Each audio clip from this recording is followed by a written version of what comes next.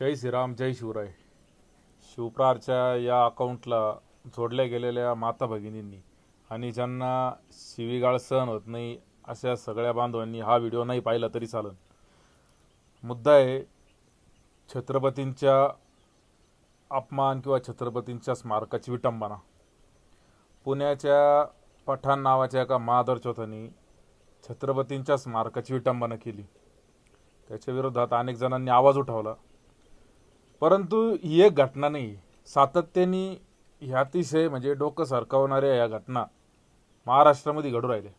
2018ला नगरच्या श्रीपाद छिंदम नावाच्या राजकारण्यानी त्या मादरचोथांनी छत्रपतींचा अपमान केला. जिथे आव्हाड सातत्याने छत्रपतींचा वेगवेगळ्या मार्गाने अपमान करत असतो. कर्नाटकात पुतळ्याची विटंबना झाली, मध्य प्रदेशात पुतळ्याची विटंबना झाली, सातत्याने चालू आहे. महाराष्ट्राचा त्या काळचा राज्यपाल साल्या धोत्र्या हरामी भेंचोत त्या कोशेरीने अपमान केला छत्रपतींचा. हे थांबवायचं असेल तर सगळ्या याच्यामध्ये एकत्र येऊन सगळ्यांनी एकच पर्याय आहे, तो म्हणजे कायदा. फक्त महाराष्ट्रात कायदा नाही तर केंद्र पातळीचा कायदा संसदेमध्ये पारित व्हावा, तेव्हाच या हिंदुस्थानच्या बापाचा शिवछत्रपतींचा अपमान थांबन. जय शिवराय.